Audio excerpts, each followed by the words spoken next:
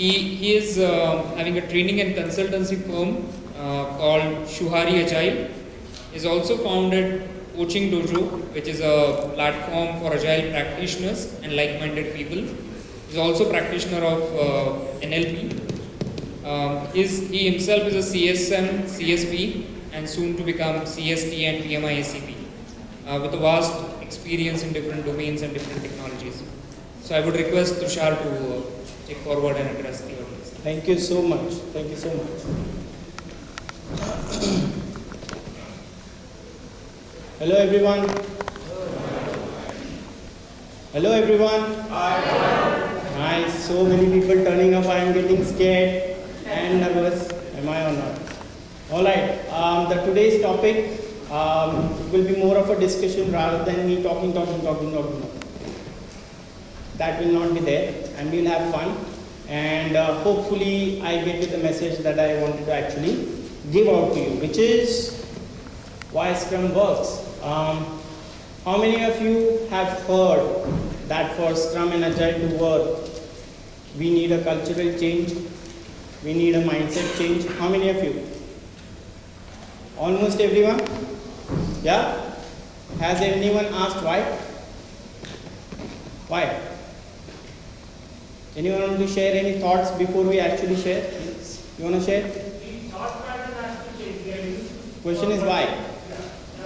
they are used to a particular thought pattern for such a long time. Correct? We need to change that thought pattern to adapt to Scrum. Question is why? Yeah, we need to adapt. Yes, I am saying that we need to adapt. Everyone is saying we need to adapt. Everyone knows we need to adapt. But why? Why for Scrum we need to change? Why can't Scrum be just what it is? Why can't we go with our own mindset and still be agile? You know, now I am using my words very carefully. I am not saying doing agile. I am not saying practicing agile. I am saying being agile. Yes, shout it out loud. It's a human nature that we stick to somebody, something. Why? Why? Why? Continuous improvement. Management wants to change. Improve continuously. You want to improve. Want to improve? Oh my God, the question again. Hear the question again. Why Scrum works? Why we need to change for Scrum? Why can't we be we and actually go and implement Scrum or be agile? Why? So that's the topic that I'm going to share, and hopefully I'll answer that question by the end of this session. So let's quickly move on. Who am I to talk about neuroscience and Scrum, by the way?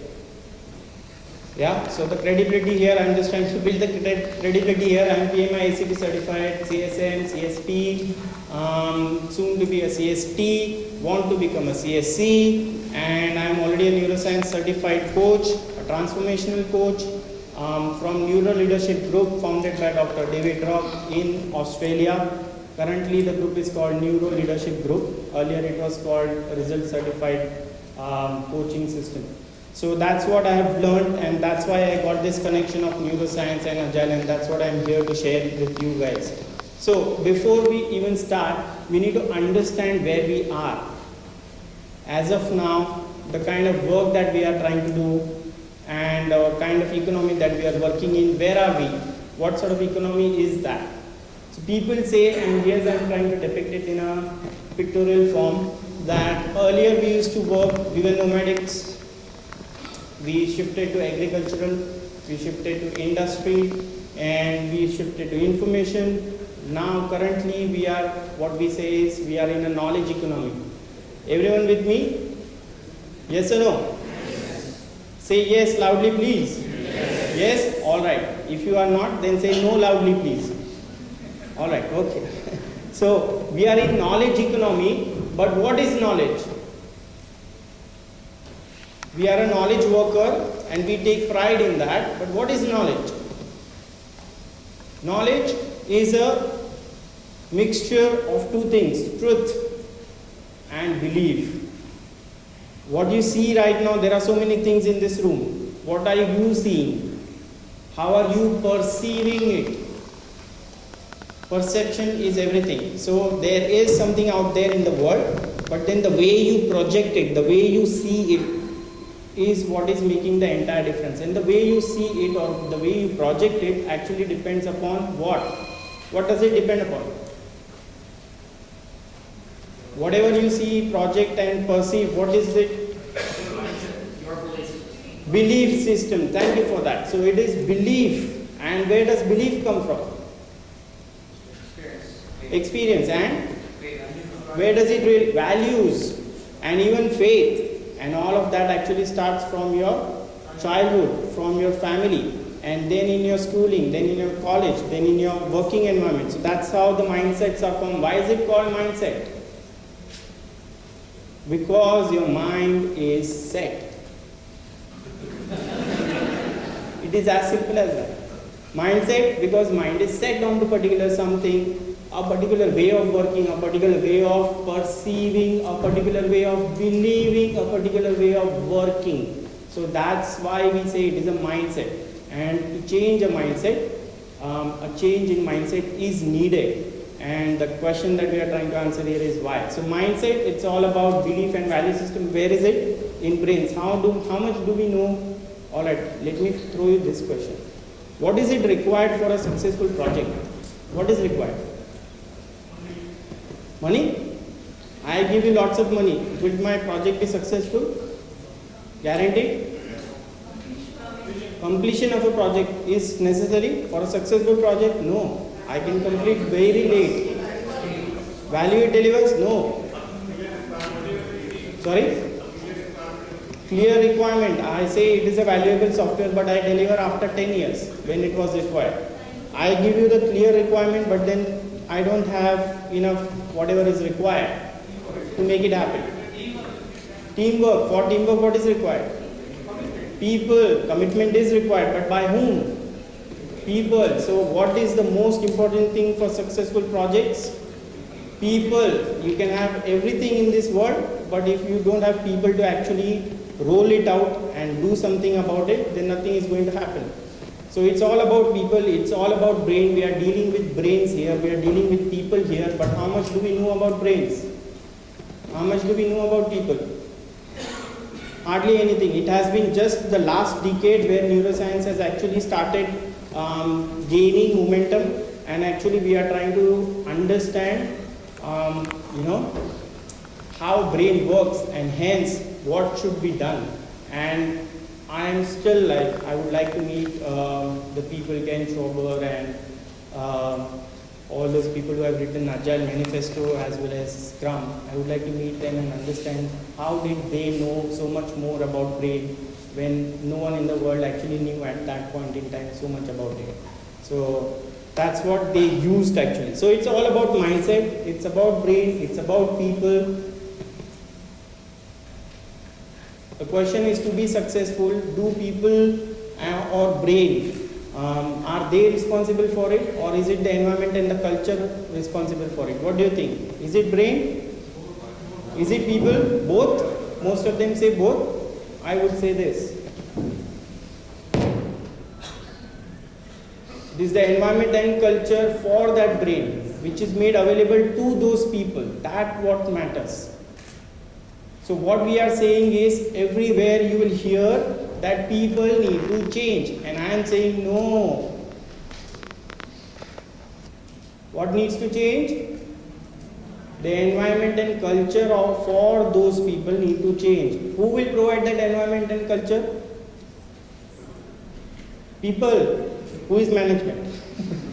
People again. Making sense? But look it from that perspective, that you don't have to change, but for others, let them change at least. Give them that environment and culture so that they can flourish. Making sense?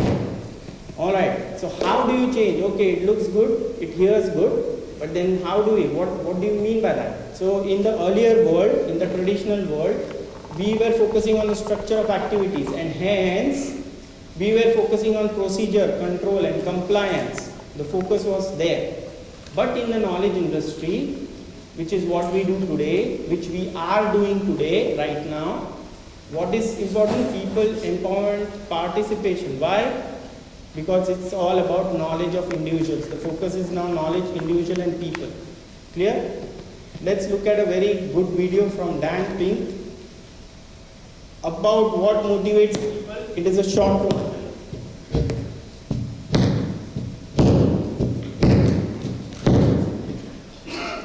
I inspected an alert and I saw it happen last week. I was waiting for it. See, that works.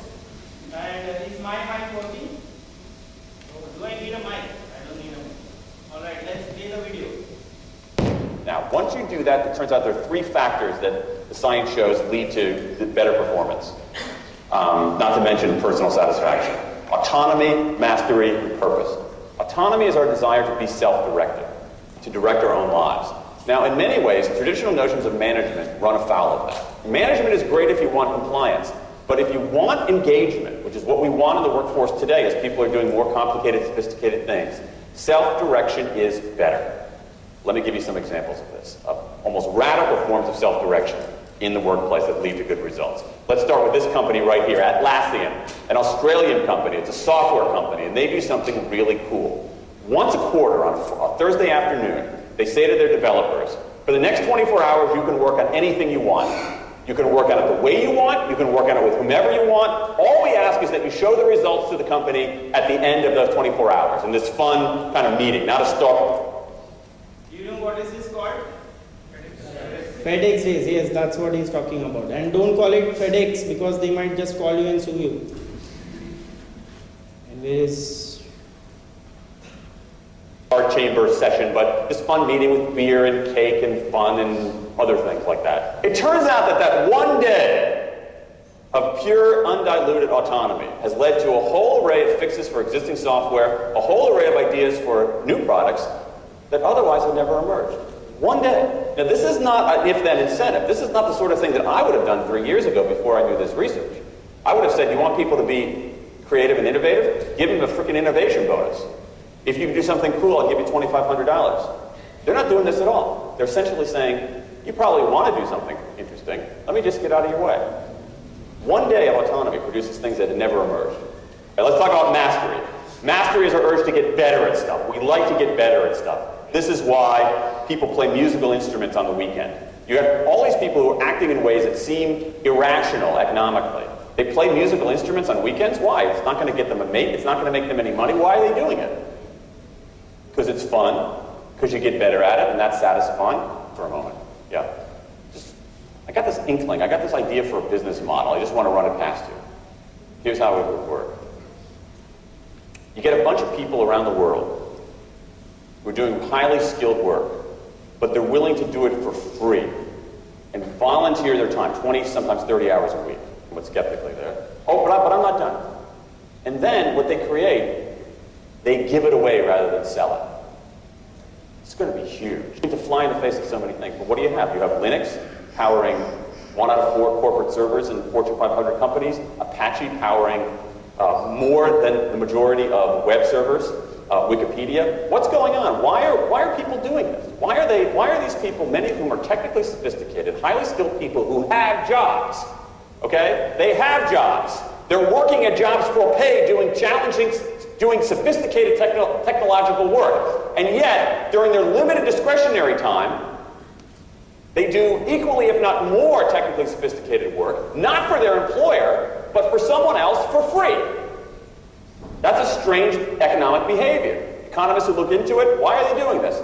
It's overwhelmingly clear. Challenge and mastery, along with making a contribution. That's it. What you see more and more is a rise of what you might call the purpose motive. Is that more and more organizations want to have some kind of transcendent purpose. Partly because it makes coming to work better, partly because that's the way to get better talent. And what we're seeing now is, in some ways, when the profit motive becomes unmoored from the purpose motive, bad things happen. Bad things ethically sometimes, but also bad things just like not good stuff, like crappy products, like lame services, like uninspiring places to work. That when the profit motive is paramount, or when it becomes completely unhitched from the purpose motive, it just, people don't do great things. More and more organizations are realizing this and sort of disturbing the categories between what's profit and what's purpose. And I think that actually heralds something interesting. And I think that the companies organizations that are flourishing, whether they're profit, for profit, or somewhere in between, are animated by this purpose model. Let me give you a couple of examples. Here's the founder of Skype. He says, our goal is to be disruptive, but in the cause of making the world a better place. Pretty good purpose. Here's Steve Jobs. I want to put a ding in the universe. All right? That's the kind of thing that might get you up in the morning racing to go to work. So I think that, that we are purpose maximizers, not only profit maximizers. I think the science shows that we care about mastery very, very deeply. And the science shows that we want to be self-directed. And I think that the big takeaway here is that if we start treating people like people and not assuming that they're simply horses, slower, smaller, better smelling horses, if we get past this kind of ideology of carrots and sticks and look at the science, I think we can actually build organizations and work lives that make us better off, but I also think they have the promise to make our world just a little bit. So it's not just about profit, but making this world a better place. If you have that kind of purpose, if you give people that kind of autonomy, and if you let people master themselves in what they want, not what you want them to do, that's what is needed for a successful organization or a successful world or a social scenario out here. That's what we are craving. When I talk about people, when I talk about brain, it is about we, it is about me and you, correct? That's what we crave for. Are you all in agreement? Yes or no? Yes or no? Yes, correct. So apart from this, however, Dan has put in very good points. I agree to it, but beyond that, there is something which I want to share with you. Beyond those 3 points, it's that a man is a social animal. We are social animals, or rather, I don't like the word animal. I say social beings. Correct? We are social beings. What do I mean by that? Nowadays, the technology is so powerful that we have a machine called fMRI. Have you heard of it? Functional MRI machines. You put the man inside the machine and you can see exactly what areas in the brain are getting activated and hence what part of the brains are you using for what sort of thinking. Alright, so here's an experiment that was done by a neurologist, and what he is saying is interesting fact. When there is a physical pain, this part of the brain gets activated. We see a lot of movement in this part of the brain. When you get the social pain, when you have a social pain, the same area of the brain gets activated. Most of the times, social pain activates much more activity than physical pain. What does that mean? With science, with proof that social pain is much more painful to a person than the physical pain itself. And that proves that we are a social being. We got to take care of the social pain part. And when does the social pain happen? Here's what David Rock wants to say in his book, Quiet Leadership. I repeat, Quiet Leadership. That's the book. What he's saying is, he's proposing a model here, which is called SCARF, S-C-A-R-F, SCARF. So a man would have a social pain, meaning an away movement, the red one, away movement, when you defy his status. You don't give the person enough certainty. If you don't give autonomy, if you don't talk related, or if they don't feel related to you, and if you are not being fair, it all generates the social pain part of the brain. That's how you give a pain, social pain to someone, by defying all these criteria, which is SCARF. What does that really mean? Status. Does anyone like to get ordered? I have 1.5-year-old daughter. Even she doesn't take orders well. And we are adult human beings. And imagine if at childhood you cannot take orders well, can you take it when you are adult like us right now, what we are here? Absolutely not. Remember mindset, our mind is already set genetically that we can't take orders well. So that's why we need, so when I tell you something, do this, I want you to get this thing done. What am I hearing?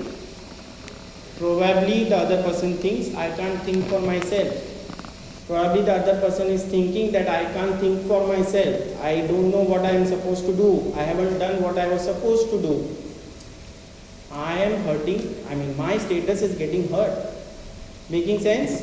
Are you guys with me? So that's the point around status. You don't tell someone what to do, but provide an environment, provide a culture where he can think for himself. And of course, it has to be aligned. That's the next point, I guess, which is not the next point, but certainty.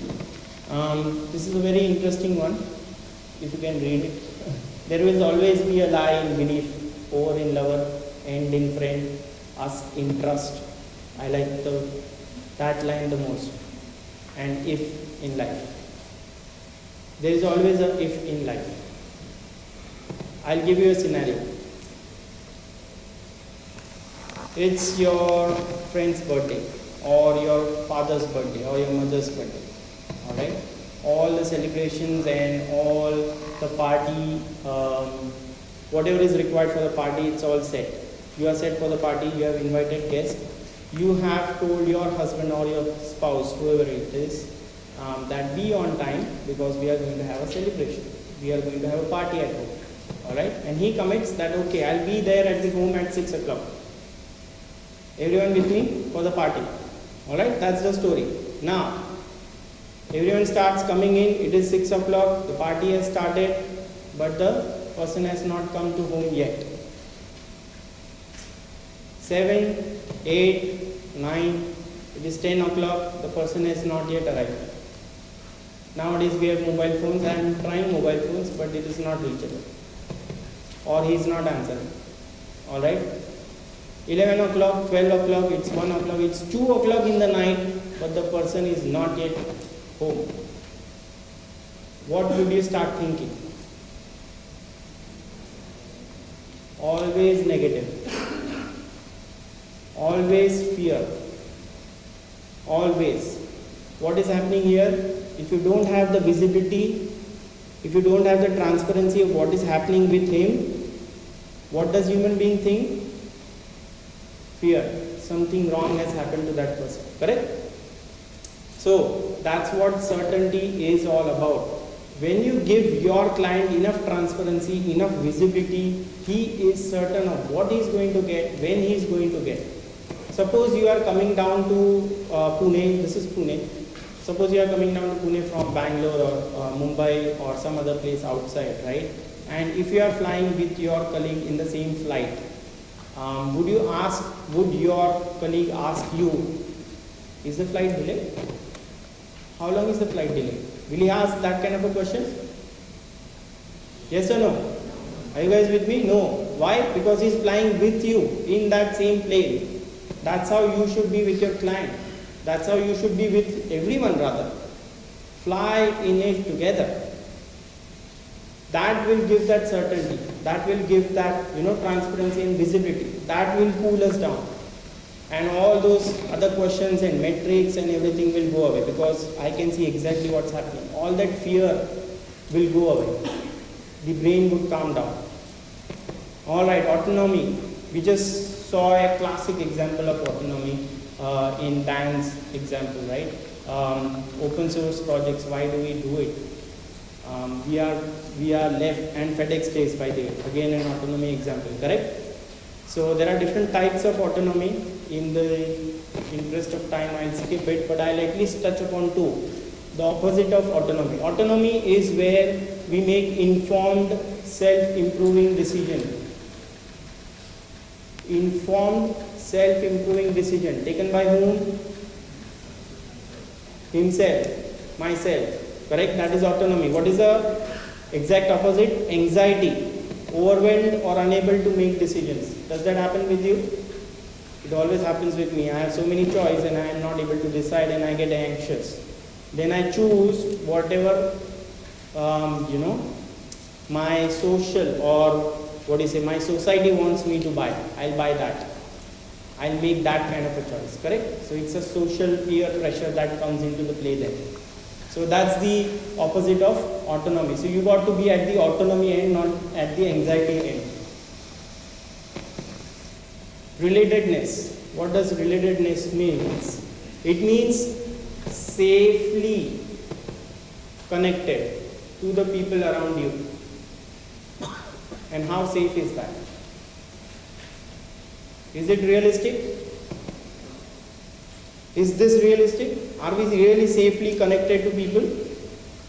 No? Why do you say no? Thoughts? We always suspect in their actions. Exactly. Where is that trust factor? We trust only after we experiment. We are agile in that fashion, if you see. Do we trust someone immediately? No, we try. Inspect, adapt, try, inspect, adapt, and then make our choice or make our decision. Okay, I reject this person. I don't want to deal with this guy. Next. Alright? Or maybe I love this person. Exactly, this is what I wanted. I can do anything in this world if I get in touch with this guy. We two click. Correct? So, relatedness, it is not safe, but safely connection will happen only after you inspect and adapt. You try with the person and then you see. But again, that will come with transparency and visibility. Remember, fly together. Fly in it together. That's what you got to do. Next is fair. What is fair for you guys? Anyone? What is being fair? Sorry? That is something that we expect. Is that fair? No. What you deserve, but your perception, remember? The truth is lying there, but your belief, your experience has made you think that you deserve something. Perception, belief. So even that is not fair. Any other example? Am I connecting with everyone? Everyone with me, yes or no? Yes. Yeah, so what is fairness? Fairness is dealing with someone in the same way consistently. If I am saying that these are my values and I will not accept bribe, I will not accept bribe. I will not give bribe. Whether it is me, whether it is my mother, whether it is my father, whether it is just a question of about 100 rupees to that traffic guy, or whether it is 500 rupees for that police guy, doesn't matter. No bribe, no bribe, no bribe. That's being fair. To yourself and to your values and belief. I'm talking about ourselves, myself.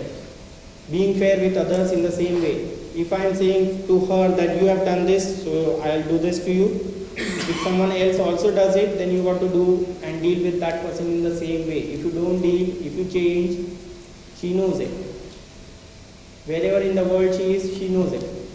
And she'll lose the trust immediately. Making sense? That safety connection is gone. So that's what fairness is all about. And you got to be fair. Now, that's what David Groff says. Scarf and F is the last fairness part. I dare take this model even further.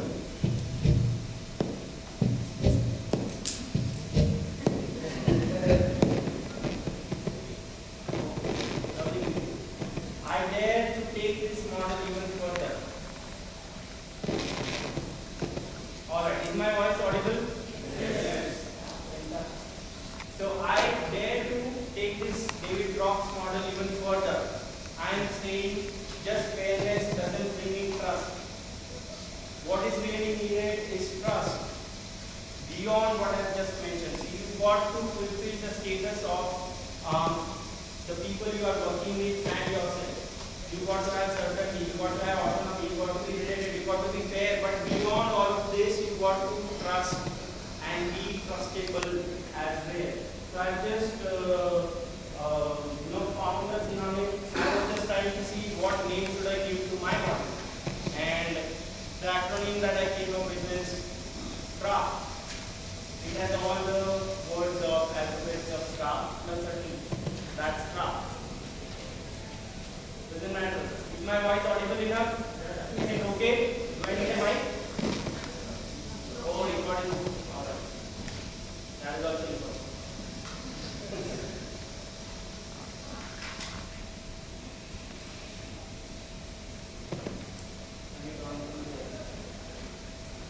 So that is CRAFT what I'm saying. Include your trust as well and be trustable and trust them. Just try and experiment with your trust. Trust that person and see what happens. And then make your decisions rather than saying I'll not trust and then make decisions.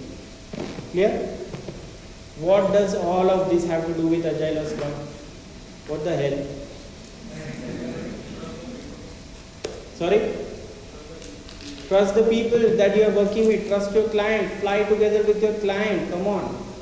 You can't say that here's what I have done today, here's what I'm going to do tomorrow, here's are my obstacles. That's what I do every day together with my client. Oh, come on. We are flying together. I don't even need to tell you what I am stuck on. I need not even tell you what I have done on. I need not even tell you what I will be working on. Boss, we are flying together. You know it any which way. You are working on it, I am working on it. Let's just work. And let's just collaborate, real-time collaboration rather than saying I'll keep this time slot where I'll collaborate. Beyond that time slot, I'll not collaborate. Hey, come on.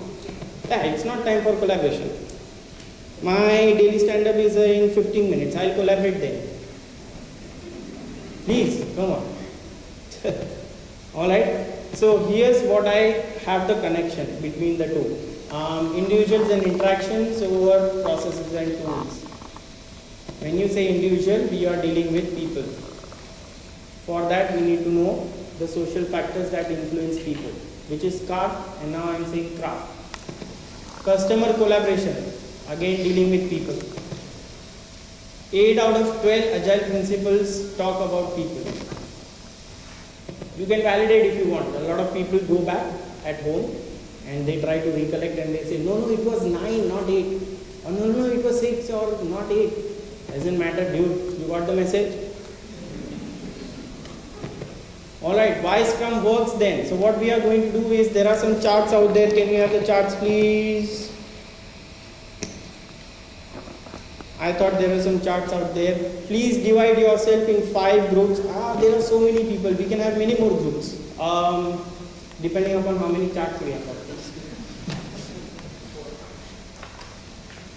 Okay, and we have exactly 5. So we are doing compliance. By the way, this is not end of the session. People are running out. They are saying, I don't want to do anything, I'll go out. After this, actually we would be actually sharing how do we bring in Scarf? How do we become craftful? How do we fill in status? Yes, it sounds great, but then how do we actually do it, boss? So that's what I am going to share it after this exercise. So for now, wherever you are, you can form group within yourself, take a notebook, you have a diary in the delegates kit which was provided for free. Can I say that? No, you had paid for it. So use those diaries and actually work as a group, and here's what you need to do.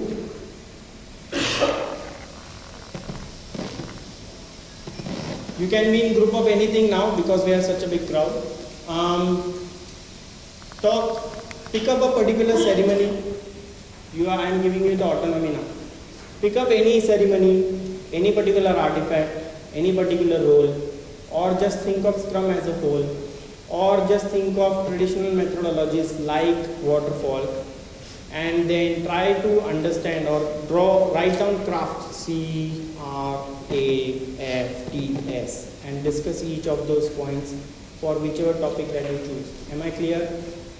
So for example, I'll choose C of craft, say C is of certainty, and I'll then discuss, okay, I have picked up product backlog. How does product backlog give me certainty? Does it really give certainty? Does it give certainty to all the roles that are involved, all the stakeholders that are involved? What can be done better in that product backlog so that it gives much more certainty to everyone that is involved? Or it can be on the lines that what else is needed beyond product backlog to bring in that certainty on product. Am I making sense? So that is the kind of discussion that needs to happen within your group. Pick up any artifact, any role, any ceremony, or just the group as a whole, like all ceremonies, or like Scrum as a whole, and discuss those points. Craft. Clear? Everyone, yes or no?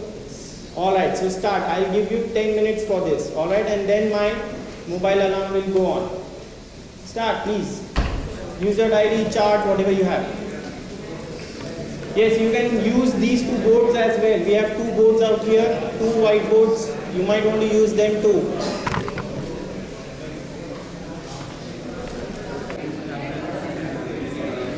So let's take retrospective. Okay. So we are talking about what will bring certainty to retrospective.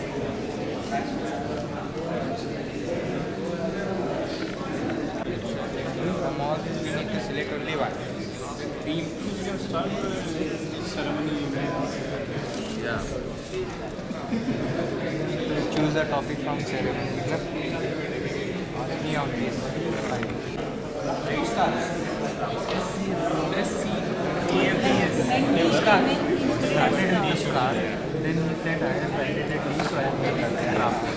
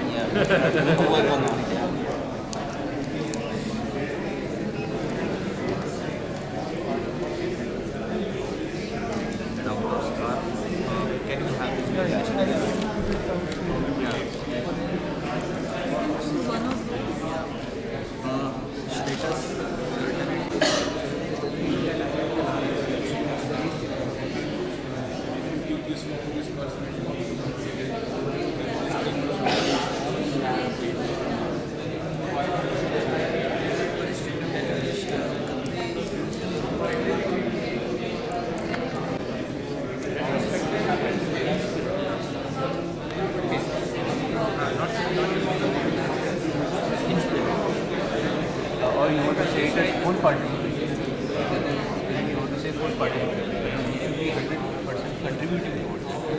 तो उसमें related this क्या है? ठीक है, हाँ वो भी आ सकता है. बाकी का डिटेल में एक एक का कवर करेंगे, फिर बाद में विजिट करेंगे. At least एक point of view. In spirit. In spirit. It's not a tick in the box.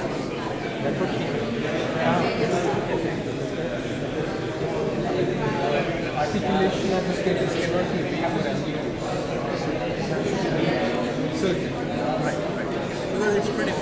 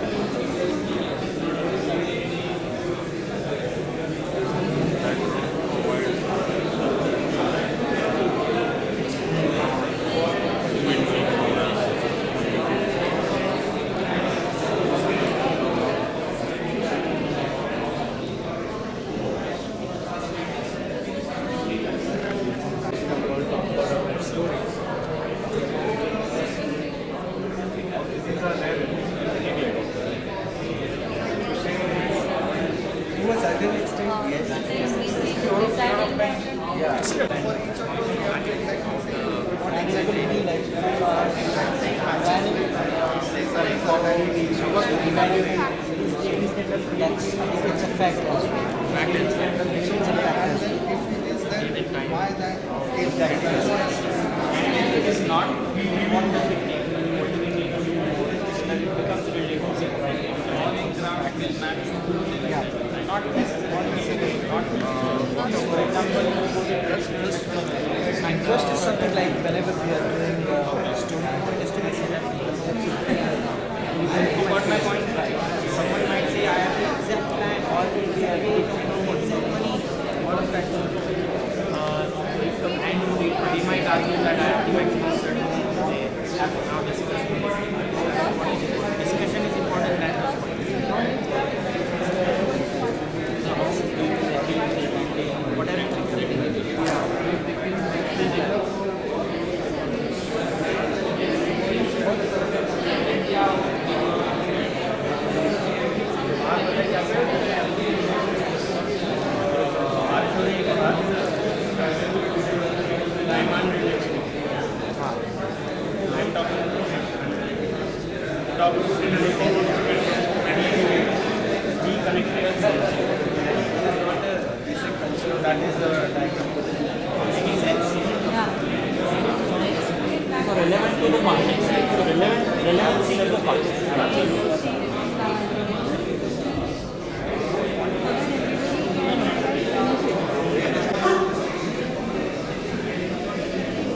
time up, come back, settle down, come back, settle down.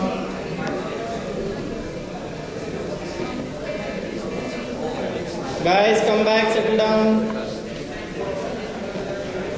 Come back mentally.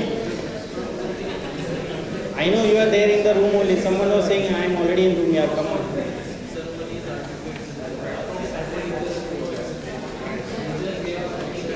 Hello. All right.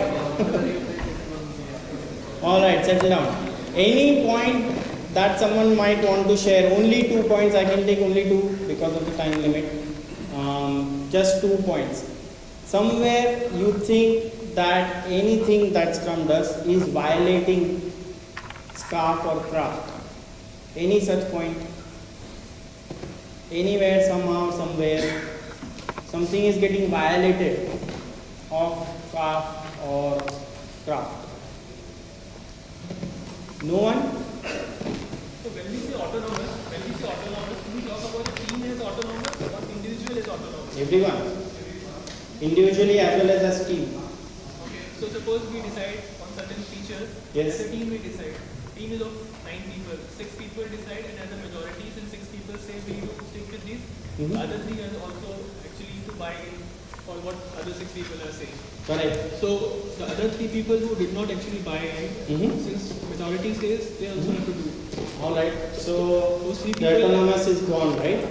That's what your point is. Alright. If those 2 guys are not agreeing to something, do they have a valid point? Maybe If they their don't have- perspective is different.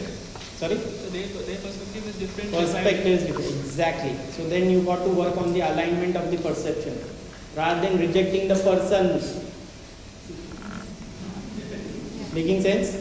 So a lot of times it happens, like we have to give and take, we got to adjust. I'm not saying you will never have to adjust. I'm not saying autonomous means never adjust.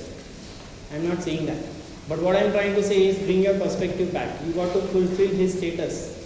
Remember, if I say, your opinion is not, majority wins, finish. So you are hurting his status now. So you do not have to do that. Instead, you got to be fair. You got to be related.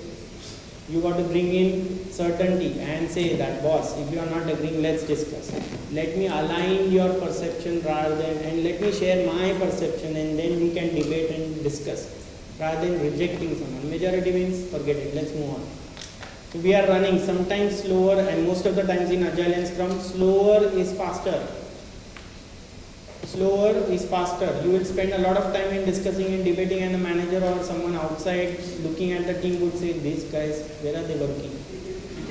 They just keep on discussing, debating, sharing perception, talking scarf and craft and whatnot.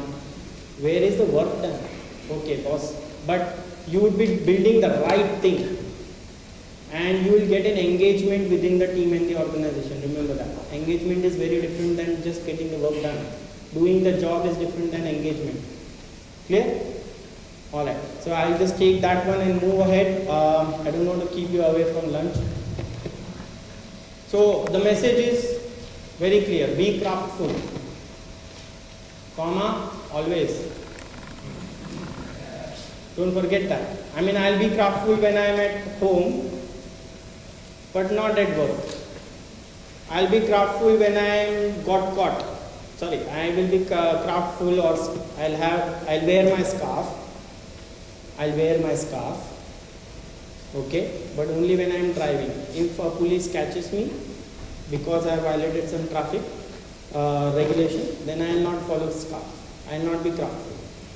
So be craftful, be fair, always. That's the message. Clear?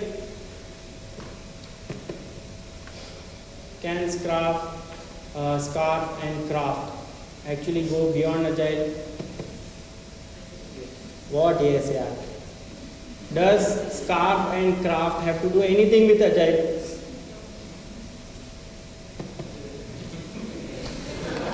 Thank you. Whoever laughed got it. Whoever hasn't, let's discuss. Outside, during lunch. Alright, so scarf in daily version, daily conversation, can we do that? I cannot teach you how to be craftful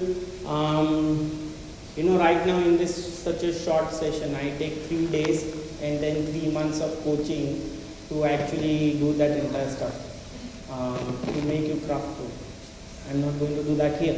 So, but at least I'll share you one particular tidbit. And here's the question. I'll start it with the question. And where is my timekeeper? 2 more minutes. That's it. Okay. So, no question. I give it away to you. All right. So here's the TAPS model again from Dr. David Rock, Quiet Leadership. All right. What he is saying is when you are telling the solution, you are training or teaching. For example, a person is coming late to office almost every day. What do? Please come on time from tomorrow onwards. What are you doing? Which quadrant? You are nowhere. Have you given a solution? You are just saying that's the goal. Where is the solution? You might say, come here or take a auto rickshaw or take your car and come here or whatever that solution is, right? But we always automatically, there's a mindset, there's a culture that we pounce on the solution and give away the solution. We always like to give solution to others, not to ourselves. Then, if you are telling the problem, you know what, you always stay back late, hence you sleep late, hence you wake late, hence you come late, hence you go late, hence you sleep late, hence you come late. Alright, so you are telling the problem, so where are you? Please don't kill me for this, I am not saying this, consulting, meaning telling problem. It's David Rock who is saying consulting means telling problem. So hire a consultant, even if you don't have any problem, he'll tell you that you have 100 problems. And you need me. Alright. And then asking problem. Sometimes I'm not saying asking problem as such, it's like asking for problem, no. I'm saying probing for problems. What is your problem? Why are you late? I sleep late. Okay, why do you sleep late? Because I'm in office. Why are you in office? Because I got to get work done. Why? Why are you so much late? Why are you sitting late? Why? Fishbone diagram or root cause analysis, do whatever you want. But finally reach to that underlying thing. That's what we are probing for. That's called therapy. Past life regression, hypnosis, whatever you want to do, but you are reaching to that root cause. Alright, so that's your therapy part. Asking solution. What does it take to come to office on time tomorrow? What would you do differently tomorrow to come on time? What do you need from me? How can I help you? Who can help you? All are solution focused questions. I am asking solutions. I am not saying you can't think for yourself. If I give you solution, meaning I am saying you can't think for yourself. If I tell you problem, you don't know what your problem is, then you are problematic first of all. And then asking for problem again. You are problematic, let me figure out. Then you just say asking for solution. Does that mean you need a solution? Oh yes. So first validate whether you really need a solution or not. Maybe I just want to work that way. I don't need to come to office. I don't want any solution because that's how I am. That's how I want to stay. Alright, choose your job. Or choose another project. Whatever that is. Making sense? So coaching, as we all understand, it's not coaching classes. Coaching classes are actually cramming classes. In Japan, they are actually called cramming classes. Coaching is this, asking for solution. Alright? And that's how you actually get aligned with your scarf and become craftful. And that's the coaching as a leadership style which is needed. Am I clear? That's all I had for today. Any questions? You can take questions? Yeah, maybe we can take a couple of questions. Any questions? No questions. I understood absolutely very well. Done deal. Fantastic, sir. Chalo ghar pe. No questions. What's up?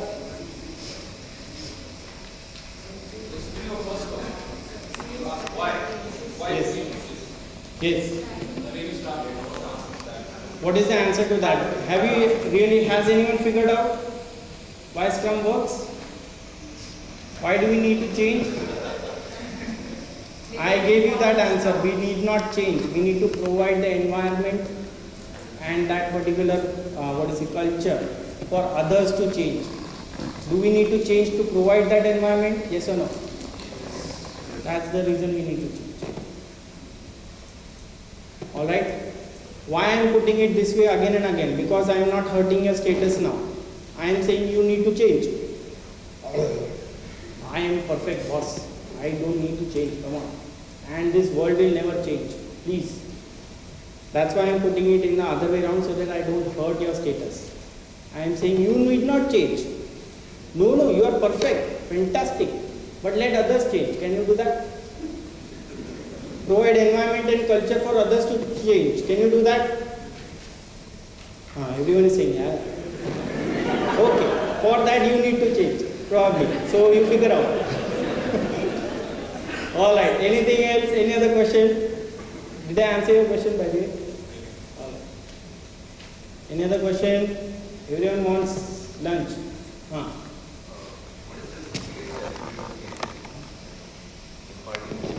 What do you think? What do you think? What was the question? The question is, what is the biggest challenge in bringing this kind of a model or this kind of change? And then the question I'm asking again is, what do you think?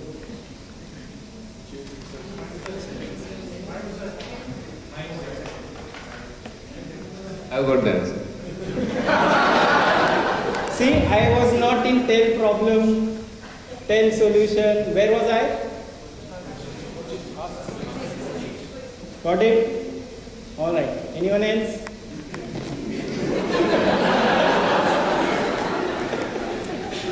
On that happy note, thank you so much. You can reach out to me during lunch or otherwise.